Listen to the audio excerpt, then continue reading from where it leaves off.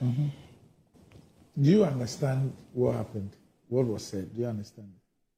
The ridiculous attitude of one of the parties is what I heard. Okay. Then I heard different sets of numbers being mentioned. I couldn't make the head and tail of it, but it reminded me of Jean Mensa trying to announce the 2020 election 6 different times with 6 different numbers. Say ECI has spoiled. It was beaten mercilessly.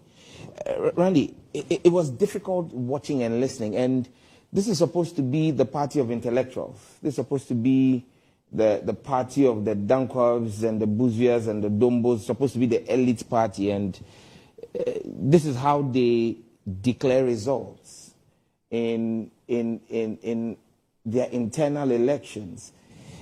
I mean, this is an insult to our democracy. This is unacceptable. This having the regional chairman stand there to superintend over such disgraceful and disdainful behavior and attitude.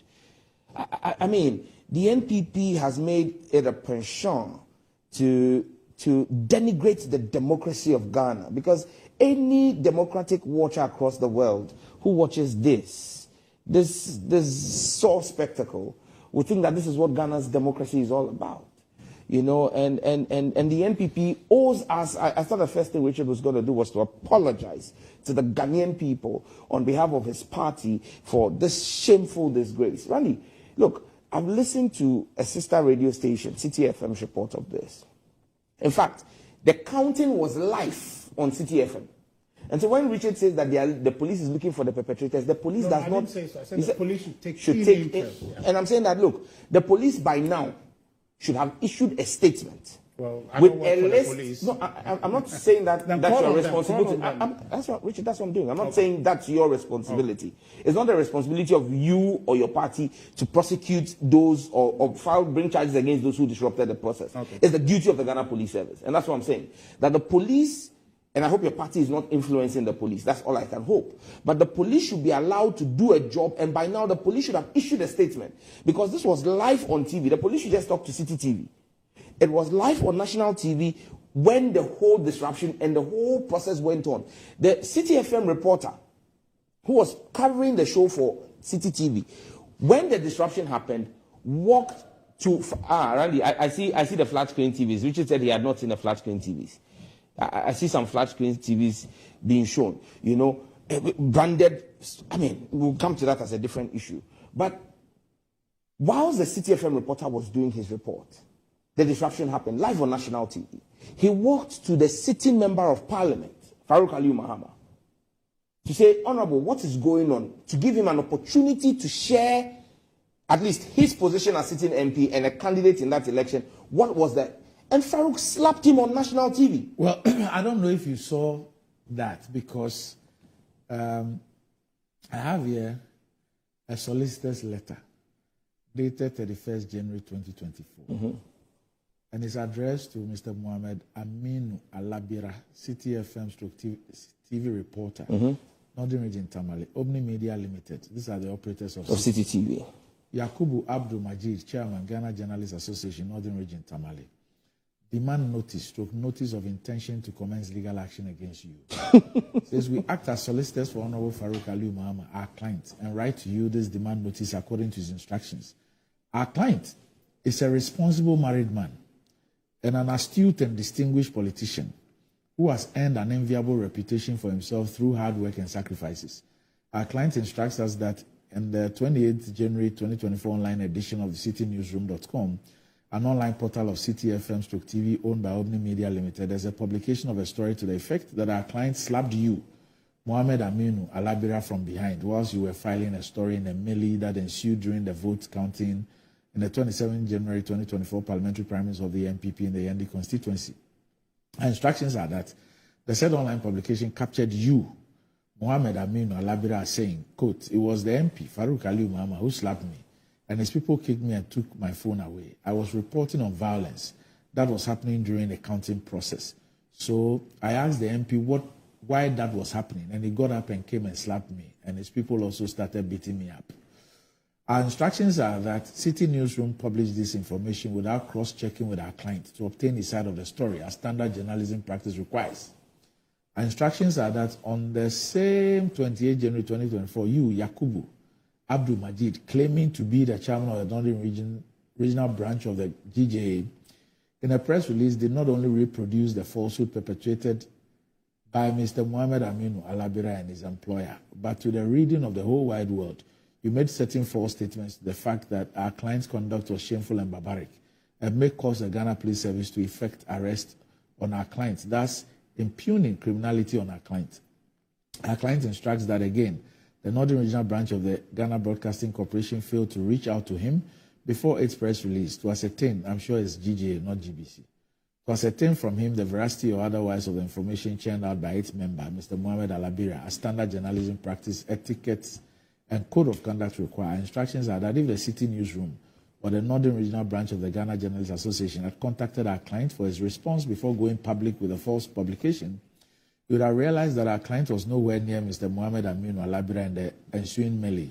We have the instructions of our client to notify you that the information you published or caused to be published of our client, which you knew or ought to have known was false and yet deliberately published, saying to the whole world, gives rise to an action in damages for defamation for and on behalf of our client, as the facts contained in your statement are false and the said statement was made recklessly without any reasonable basis whatsoever. Our client informs us that as a result of publication of the fake and libelous information, his reputation has been lowered drastically among his peers and all those other persons who read the falsehood perpetrated against him by you and your media platforms. And as a result, right-thinking members of society look at him with disdain and as someone who is a barbaric politician and a criminal. Our client instructs that as a decent public servant, your false information that suggests he's barbaric has lowered the estimation that his wife and children, as well as his entire family and that of his wife's has for him. Our instructions are that someone who's aspiring to retain his position as Member of Parliament for the NPP for years, so it goes on and on and on. So that's the solicitor's letter. Fantastic. That's a letter from Farouk's solicitors. Farouk's lawyers, yes. I'm happy he's chosen to go to court. But he's asking for a retraction and an apology. And I will be very shocked if City FM did a retraction because City FM carried this the assault live on TV. In fact, and the following day, I listened to Bernard Avle interview the gentleman on the City Breakfast Show. And the gentleman even went further to give other reports. And that's why I said the police is key here. The gentleman claims that when the police managed to rescue him from the attack that was going on and put him in their vehicle along with the Electoral Commission officers, the MP, Farouk Muhammad, led his people to stop the police vehicle from moving for almost an hour, and that the police had to call for military reinforcement.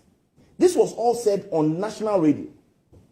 And the police, when the police called for military reinforcement... But this is the account of one person. Yes, but Randy, and that's what I'm saying, that this can be verifiable, because don't forget, and that's a credit we must give to the IGP Dampare-led police administration, the use of body cams at almost all public events. But did they have body cams? That's what I'm saying. I want to believe, or I want to hope, that, and again, from the account of the journalist, he said there were policemen wearing those body cams.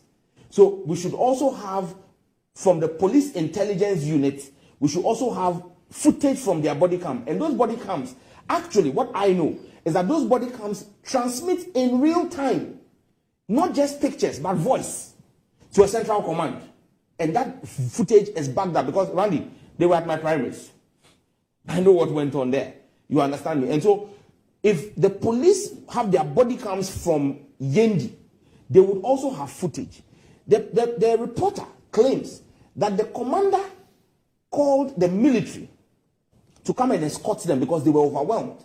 The military said they would not take instructions from him and that they needed an authorization from a superior. It took almost an hour before that authorization came. So the police were held hostage with the EC and the reporter. Then the military came. It was upon the arrival of the military that the road was cleared. The people allowed the people started running away. I wasn't there. I'm recounting the report of the journalist. Now they proceeded. The military escorted them to the police station, and it was I think the military came from Bimbila or so. went to Yendi. When they arrived, they escorted them to the police station. Then it is again alleged by the journalist that Farouk and his team came there demanding for the declaration of the results. The journalist goes as far as saying that for him to leave Yendi, the military said they couldn't guarantee his safety if they left him. So they wanted to take him away. And he had spent 3 days doing pre-election coverage. So he told the military that I can't leave with you from the police station. My things are in the hotel. So the military actually escorted him to his hotel to pick up his items and take him out of Yendi. That's how bad this was. Now, per the account of the journalist. Yes. The Ghana Journalists Association in Tamale, in the, I think the northern region, has issued a similar statement. Randy, we must condemn in unequivocal terms any attack whatsoever on journalists. And I say this as a member of a party where political activists, you see, as party leadership, we must be quick and able to state it where it is wrong. All right.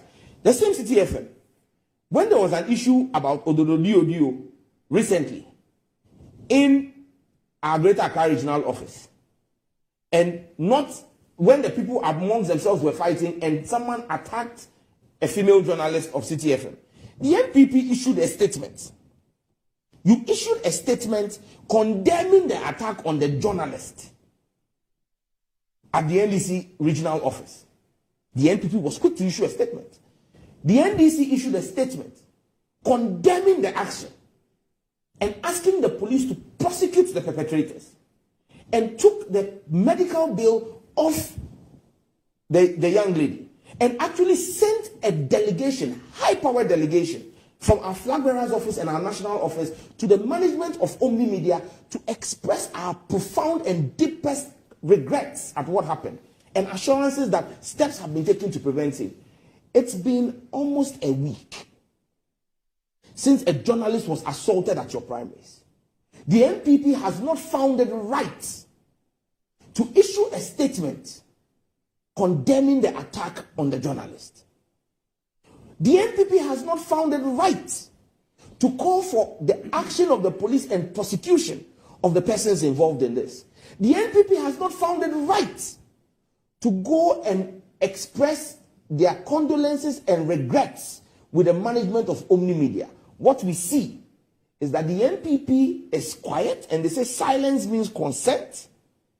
And now the NPP parliamentary candidate and MP for Yendi is threatening Omni Media. He says that you say I personally did something. Yes. I did not do it. And you are threatening them that if they don't withdraw what they if you say I personally did something, and I didn't do, the letter does not address the issue of whether the journalist was assaulted or not.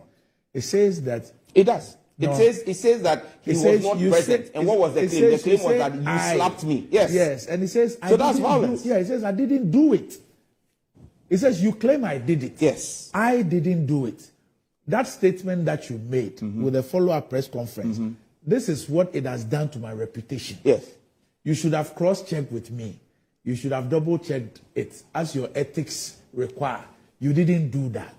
And so I am asking you to retract and apologize. Randy. He's not saying that the journalist was not assaulted. Randy, He's not saying that what you are saying happened there. No. Randy, I am not disputing what you are saying. But you see, there are two things I'm saying. You're referring to one. I didn't speak about Farouk as an individual. I've spoken about the NPP. Yes. As a party. Yes. And I've juxtaposed it against what happened with the NDC as a party. No, I get that. Good. And I'm saying that the NPP as a party, whether it was Farouk or any other person who was a party supporter who attacked the journalist, Randy, bottom line, we must accept and admit that there was an attack of the journalist. The police have issued him a form. Fantastic. And I am saying, I don't expect Farouk to be the one to be apologizing to the journalist.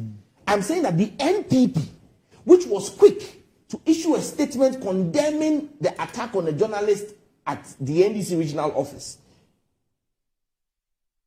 has been silent 6 days on this attack on a journalist. Does it mean that the NPP as a political party endorses the attack on Ghanaian journalists? This is the question I'm asking.